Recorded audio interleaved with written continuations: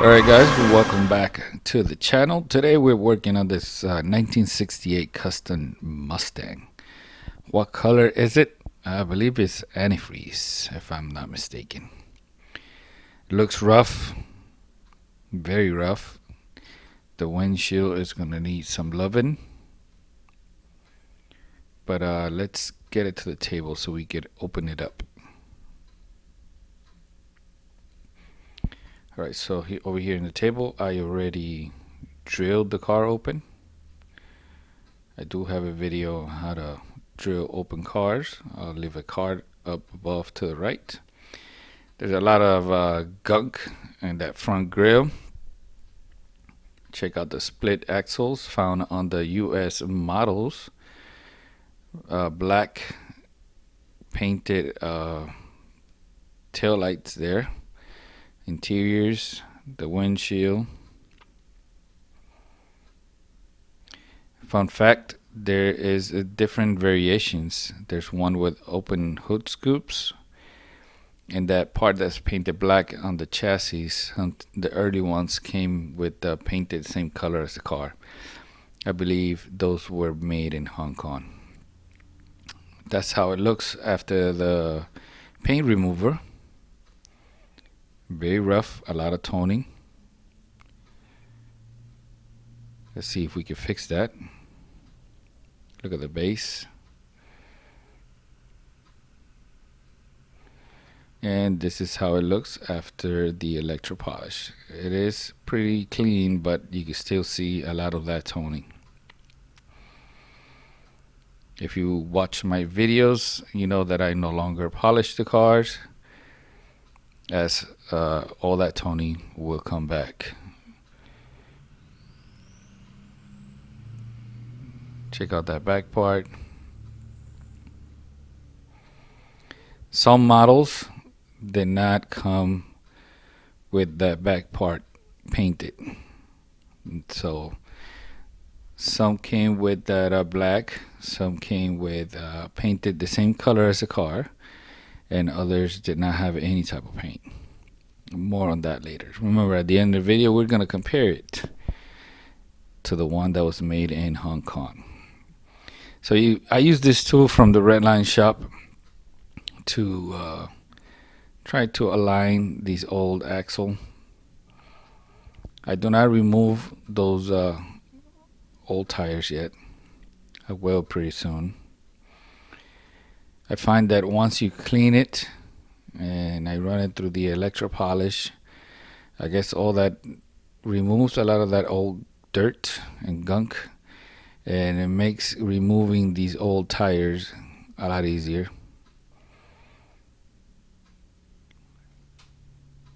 If I do feel that I have to apply too much force, I would just cut off the wheel, because I do not want to run the risk of breaking the little head on the axle. Although there is a way to fix it, I've shown you before. I have a video on how to fix Redline axle or create your very own. So as you can see, I apply the new tire, and then I use the tool to hold it on the back so I can just push it in all the way. If you don't do this, the little tip of the axle might poke through the wheel, breaking the wheel and puncturing your finger. So you got to be very careful.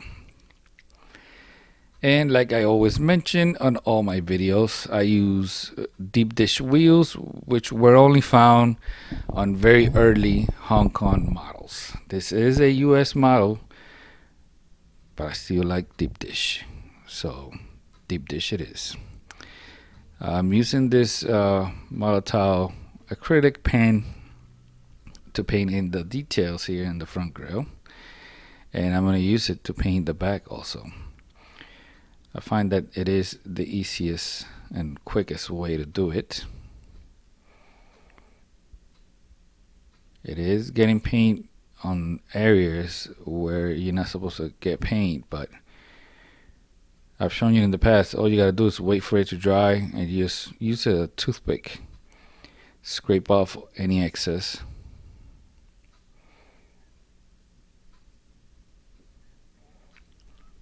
the very late, the last, here it goes with the toothpick, the very last Mustangs that were made in the United States kind of have a crossover. There is another model called the Boss Hoss, which came out later years. I guess Hot Wheels was getting ready for that, and they created a louvered back window, blue tinted. So I guess they ran out of the clear windshields for this, and the later models got that blue tinted louvered windows. So that's another variation. More on that later. As you can see, I'm using a toothpick here to remove some of that black paint from the grill there and the emblem in the center.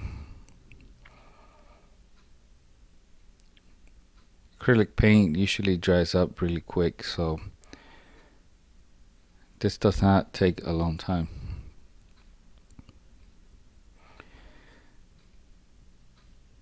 If it's a really small area like the turn signals there in the corner, I'm using the tip of the X-Acto knife here, or the blade, to scratch off the paint.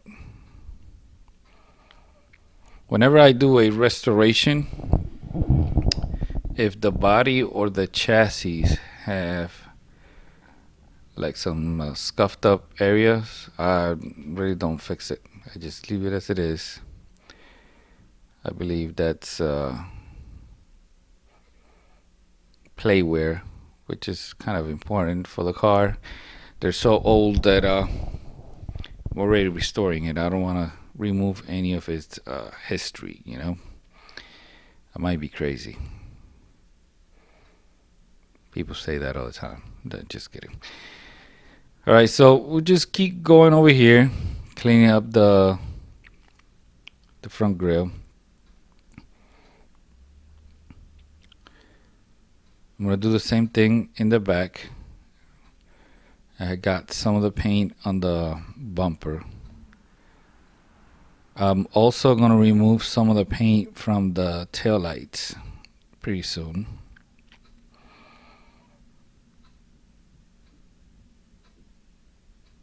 You can see that you could also use your nail. There are tools that they sell, like plastic picks. They use them for like working on cell phones and all that stuff.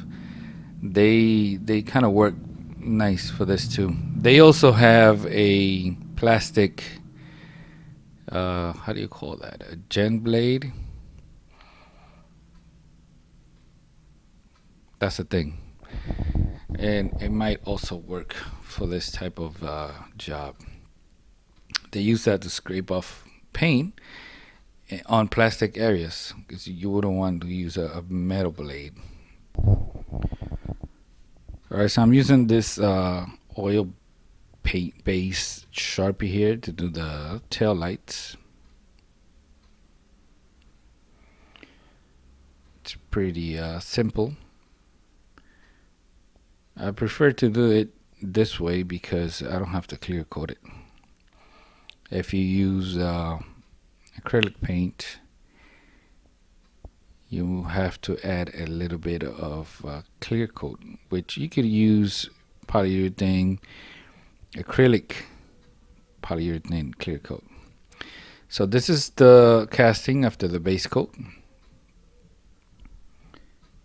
from the Redline shop. Helps me cover all that toning, and this is the color that I gave it, blue, light blue to be exact. Here are the seats. Windshield has been restored. So let's put this bad boy together and let me show you the final product. Alright, so this is what we started with. A beat up 1968 custom Mustang. And this is the finished product. Check it out. Let me know what you think of this custom Mustang. So now let's go over the table to compare it to the other Hong Kong model. See you on the other side. All right, here we go with the comparison. US, HK, Hong Kong.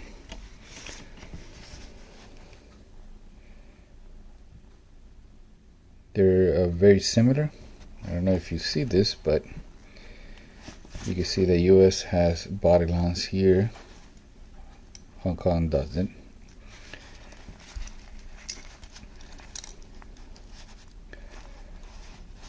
Check it out. You can see the Hong Kong version has more detail on the engine.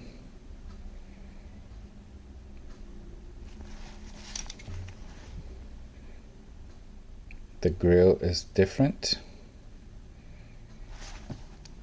The chassis is different. Hong Kong typically have those 4 holes where you can see the axle. You can see Hong Kong spelled out here in the corner.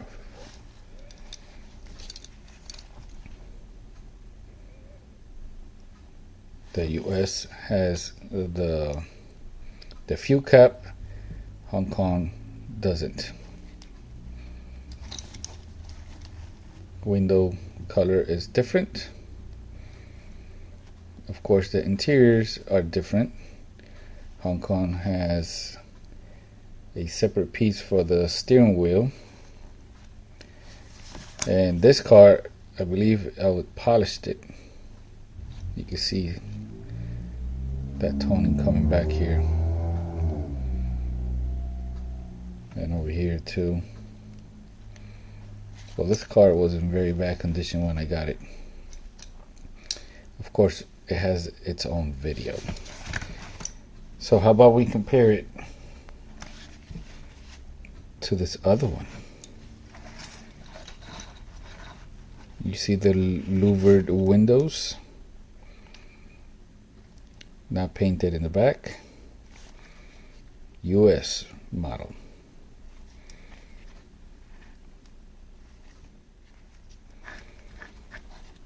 See what I mean? Now here's what I was talking about, the bone line. You see this line here? You see how it's interrupted here? This is the most common model here.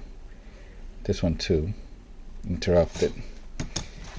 But this one, the Hong Kong one, it goes straight all the way to the front. There is a US version like this, just so you know. But it's a bit more difficult to find. You just gotta know what you're looking at. All right? Let me know which one you like better. Let me give you a comparison here. I don't think I've never done that. Here is a car with Spectraflame Orange and using base coat. This one doesn't have base coat. Which one looks better? You can see this one is getting darker. Now this one will stay like this for a long time.